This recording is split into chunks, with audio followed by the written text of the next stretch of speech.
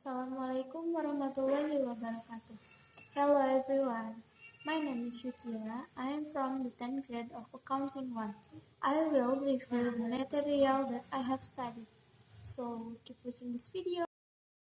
Pada semester kedua ini, materi pertama yang saya pelajari adalah tentang announcement text. Definition of announcement text adalah pernyataan publik formal tentang kejadian atau niat fakta. Tujuan announcement text yaitu untuk memberikan pemberitahuan formal tentang peristiwa tertentu. Generic structure of announcement text consists opening or title, content, and closing. Pada bagian opening atau title, bagian ini menunjukkan perwakilan dari keseluruhan dari announcement. Dengan ini, pembaca atau pendengar dapat mengetahui langsung secara singkat isi dari announcement tersebut. Pada bagian konten ini merupakan isi dari sebuah announcement. Biasanya terdiri dari informasi yang mencakup jenis kegiatan, waktu, dan tempat.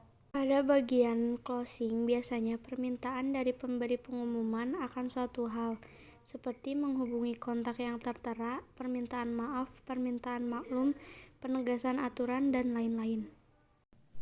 Language feature of announcement text in general to use simple present tense, simple future, no conjunction, date, time, place, and event. This is an example of an announcement.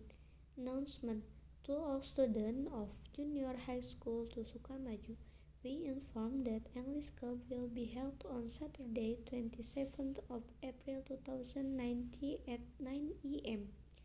The place will be at Hall of Junior High School to Sukamaju. Please be on time. Thank you, Miss Rose. Materi yang kedua adalah tenses simple past.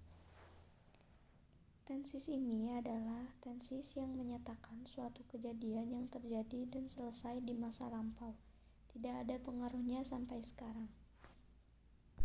Let's continue on using the past simple tense formula. Pada kalimat positif diawali dengan subjek, kata kerja hitungan kedua, dan dilengkapi dengan objek. Pada kalimat negatif diawali dengan subjek, ditambah did not, ditambah kata kerja hitungan pertama, dan ditambah objek atau komplement. Pada kalimat interrogatif diawali dengan did, ditambah subjek, ditambah kata kerja hitungan pertama, dan ditambah objek atau komplement. Ini adalah contoh kalimat simple past tense. Kalimat positifnya yaitu he went to office this morning. Kalimat negatifnya yaitu he didn't go to office this morning. Dan kalimat interrogatifnya yaitu did he go to office this morning? Materi yang ketiga adalah materi tenses present perfect. Tenses ini menyatakan tentang suatu kejadian yang telah dilakukan dan masih ada pengaruhnya sampai sekarang. Well, kita lanjutkan pada penggunaan rumus present perfect tense. Pada kalimat positif diawali dengan subjek, tambah have atau has, tambah kata kerja hitungan ketiga, dan ditambah objek atau komplement.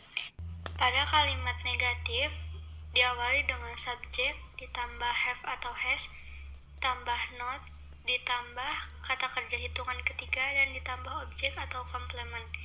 Dan pada kalimat interrogatif diawali dengan have atau has, ditambah subjek, ditambah kata kerja hitungan ketiga, dan ditambah objek atau komplement. Pada present perfect tense ini ada aturan penggunaan have atau has. Penggunaan have digunakan untuk subjek I, you, we, they.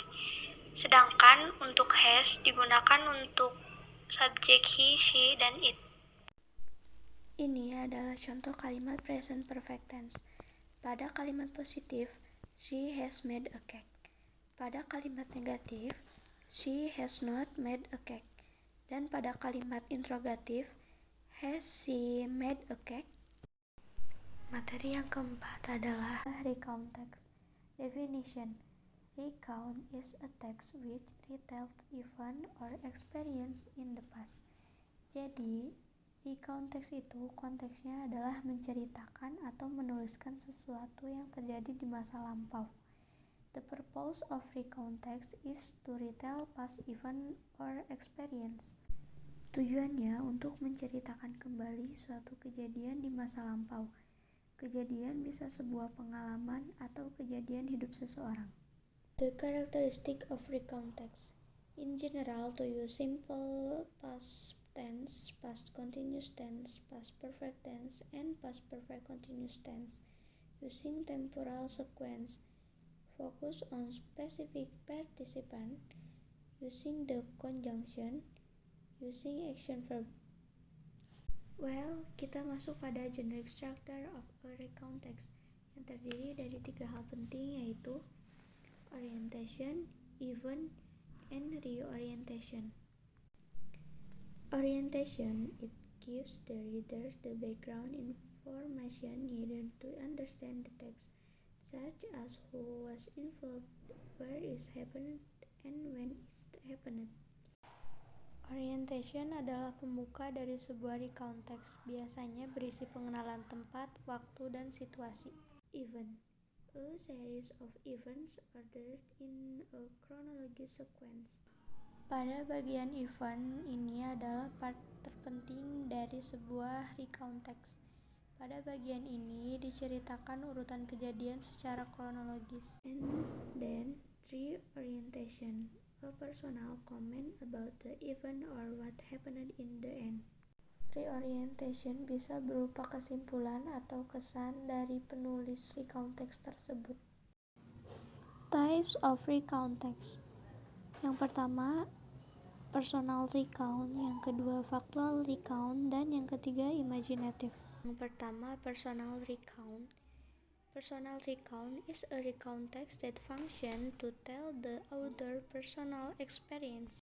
Jenis teks ini merupakan teks yang digunakan untuk menceritakan kembali tentang pengalaman pribadi yang telah dilalui oleh penulis recount text.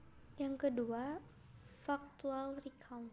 Factual recount is a recount text that serves to present reports of events that actually occurred, such as report on scientific experiment or police report.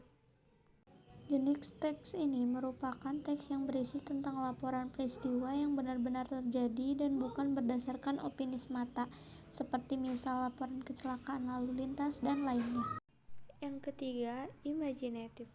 Imaginative is a type of recount text that serves to present an imaginative story, then write down the event or incident that have occurred. Jenis teks ini merupakan jenis dari recount text yang berfungsi untuk menyajikan cerita imajinatif berdasarkan peristiwa maupun kejadian yang telah terjadi ataupun dialami yang mana kemudian dituliskan ke dalam bentuk teks. This is the example personal recount with the general structure of recount text. This is the example factual recount with general structure of recount text. And the last in example of imaginative of recount text and the general structure. Okay, so maybe that I can say, I'm sorry if my grammar or pronunciation is not good. I'm Yutia, thanks for watching.